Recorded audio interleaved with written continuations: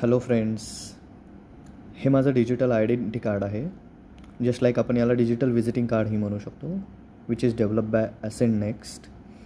Hey with NFC आहे. या कार्डच्या बॅक साईडला आपण एक QR कोड दिलेला आहे.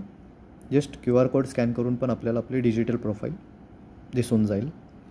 तर हे कसं वर्क होतं आपण बघूयात. जस्ट आपल्याला एक फोन NFC डिव्हाइस घ्यायचा आहे. त्या NFC डिव्हाइस आपल्याला स्टार्ट करायचं आहे. जस्ट आता मी हे टॅप करतो. इथे मला एक नोटिफिकेशन आलं.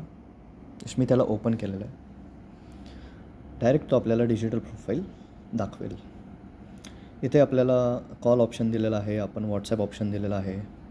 कोणाला आपली इन्फॉर्मेशन व्हॉट्सॲप थ्रू शेअर करायची असेल आपण करू शकतो. QR कोड स्कॅन करून ते आपलं प्रोफाईल बघू शकतात.